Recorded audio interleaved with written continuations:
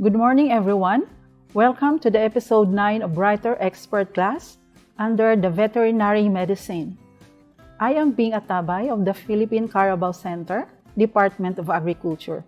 So today, I am your teacher and the resource person, and we will be discussing about the recent development in livestock production, and particularly on the reproductive biotechnologies for water buffalo reproduction. So at the end of this video, you should be able to recognize the important roles played by water buffaloes in the Philippines, identify some problems, gaps, and challenges in water buffalo reproduction, and be able to understand how these animals are being transformed from a draft into a dairy animal, and of course, be able to describe some programs, projects, and policies that are related to Carabao and dairy development.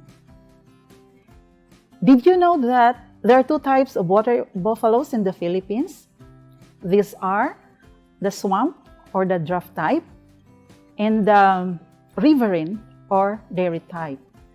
Both are called Carabaos or Philippine water buffaloes, and its scientific name is Bubalus bubalis. In Ilocano, it is called Nuang. In Kapampangan, it is called Damulag, and in Visayas, it is called Carabao or Cabao. How about in your hometown? Do you have local name for Carabaos? That would be interesting to know. Please type your answer in the chat box. So some of you might be wondering, what is interesting or what's so special about this Carabao, which are widely known as the beast of burden? Well, its evolution from being a lowly beast of burden to ultimately a beast of fortune is the focus of my discussion with you this morning. We all know that Carabao is the national animal of the Philippines. It symbolizes strength, power, efficiency, and above all, hard work and resilience. Carabao is a Filipino farmer's best friend. His uncomplaining partner in various works in the field, such as tilling the soil, plowing the field, and carrying heavy loads in the rural areas. And this is no wonder called the beast of burden. But for me, Carabao is not just a farmer's partner in the field. Through time, it has become more versatile and an interesting animal, from being a draft animal into a beauteous or a beautiful beast of burden. We all know that it is certainly a part of Philippine tradition and culture, playing various roles during annual festivals in the country. So for instance, in Pulilan, Bulacan, Kneeling Carabao Festival is held every 14th of May. And those animals joining the parade are being groomed and transformed into the most beautiful or decorated animal in town. And the Carabaos are also trained to kneel before the church as a part of the religious ritual in honoring the patron saint. Moreover, in San Agustin, Isabela, Nuang Festival is the much anticipated festival by the Carabao owners as they are parading their Nuangs during these festivities. This is also an occasion for our farmers to be recognized for their significant accomplishment and their active participation in Carabao upgrading program. So, by the way, San Agustin, Isabela is called the crossbred capital of the Philippines. Moreover, in Pavia, Iloilo, the Carabao Carosa Festival is held every third day of May, and different activities such as the parade and beauty queen pageant, and being culminated by the Carabao race competition. So Carabao Carosa Festival is the oldest Iloilo Festival being celebrated every year. And the most interesting of all is the Carabao painting during the Carbo Festival in Vigan, Ilocos Sur. And during the festival, the animal is being painted first by the artist into white and transforming it into a wonderful piece of living canvas. So the occasion also serves as a tribute to Carabaos as a valuable animal shaping their culture and art. The enumeration of events I have described above simply describe the buffaloes as a cultural animal. What else can this Carabao do and has to offer?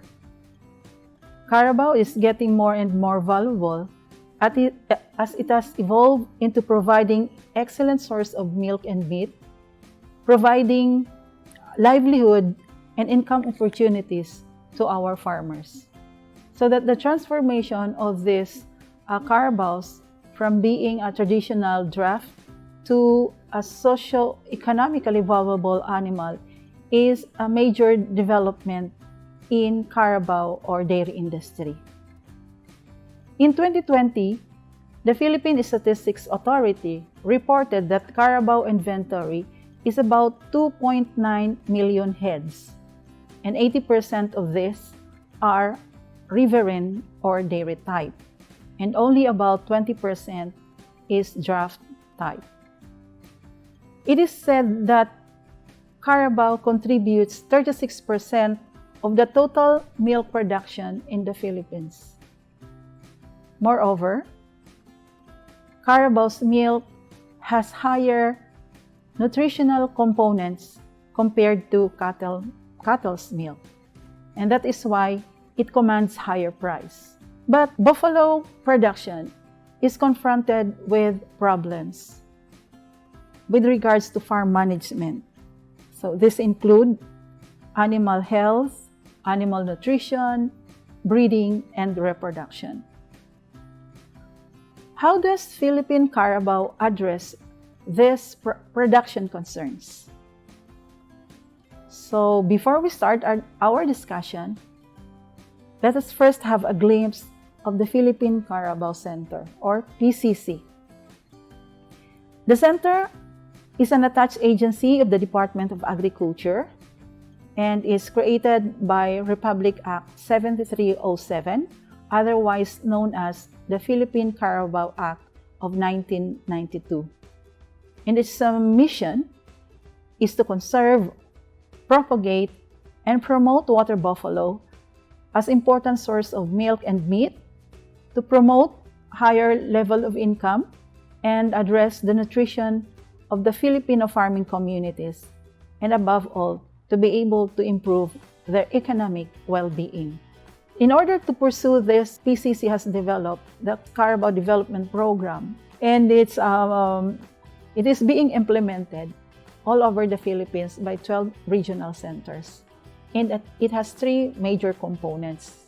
So one is the Genetic Improvement Program, another is the Carabao-based enterprise, and the Research and Development Program. So the Genetic Improvement Program focused on the production of superior animals. And its well-defined breeding system is the very reason for the transformation of the native Carabaos into a dairy-type animal. So we must remember that our native Carabao is only able to produce 2 to 3 liters of milk per day, whereas our crossbeds are able to produce 5 to 7 liters of milk per day. And the second component is the Carabao-based enterprise, and this is what we call the social aspect of Carabao Development Program, and it's focused on the development of dairy cooperatives and Carabao-based enterprise. And PCC is as well providing technical services, marketing assistance, as well as training in order to capacitate our cooperatives. So essentially, Carabao Development Program is a social program, and it talks not just milk, but it's about people. So the third component is the R&D, wherein it is basically the heart of the Carabao Development Program. And in our implementation, our main strategy is research for development, wherein the research conducted are being directly influencing or benefiting our farmers and the industry.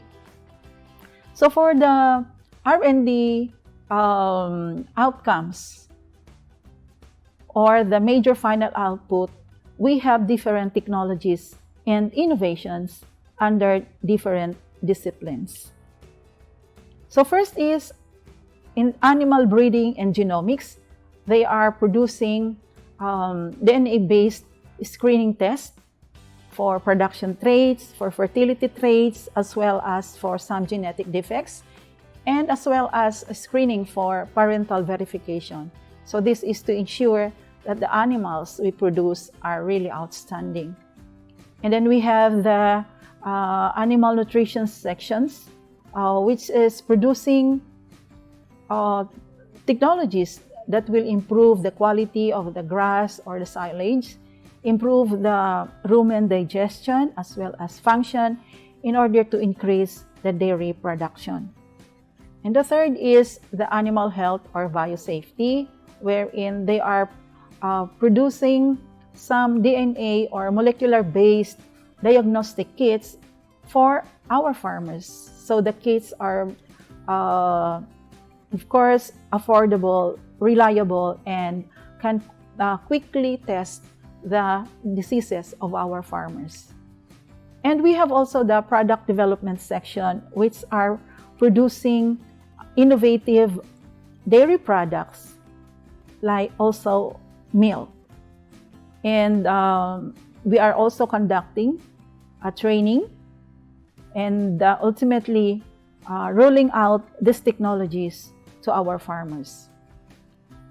But among these disciplines, let us dwell further or deeply into the technology innovation in animal production. The reproductive biotechnology is playing a vital role in genetic improvement program, being a tool to propagate genetically superior animals. However, breeding and reproduction of water buffaloes is faced with concerns and difficulties. So, are you familiar with any problems related to buffalo reproduction? Can you identify some of them? Okay. In addition to your answer, the poor reproductive performance of water buffalo is due to its showing a poor manifestation of estrus. We call it the silent heat. It has, because of its late puberty, age of puberty, and summer infertility problem, the long calving interval, and the low calf production. And of course, we have still these intrinsic factors. So what are these intrinsic factors? Have you ever seen a cattle or carabao's ovaries?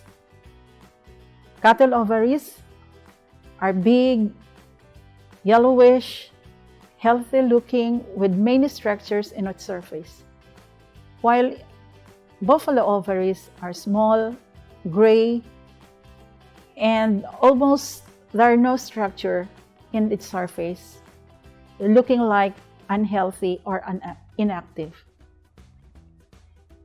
And have you ever wondered how many eggs or follicles are there in mammalian ovaries? At birth, the buffalo ovaries contain around 12,000 of follicles, while cattle has more than 50,000 follicles in the ovaries. And this is being aggravated by the higher percentage of follicular death or atresia in carabaos, which is around 67%, whereas in cattle, it's only around 50%. So meaning there is a big loss of follicle in carabaos. So how do we address, or what are the solutions in order to solve these problems in water buffalo? And of course, the reproductive biotechnology is definitely playing an important role in this. So what are these biotechnologies? We will just start first with the technologies on male reproduction. So the first on the list is artificial insemination and estrosynchronization. This is the oldest but still the widely used technology for carabao upgrading. So artificial insemination can maximize the utilization of male genetics, specifically the semen, for carabao upgrading. And we started the project on artificial insemination in 1980, wherein the PCC still a program being funded by UNDP FAO and coordinated by PICARD. So the second associated technology with artificial insemination is the semen cryopreservation. And the cryopreservation of the semen would enable us to transport or store the semen for a long time and use it for artificial insemination by village-based technician as well as local II technicians. And associated also is a technology on the quality evaluation to ensure a good quality of buffalo semen.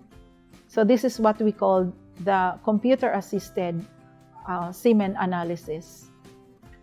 So in essence, artificial insemination and related technologies in male buffalo is still the massively used technology by PCC for the production of the calf annually as the agency's major final output. Now let's proceed to the technologies in female reproduction. And what are these?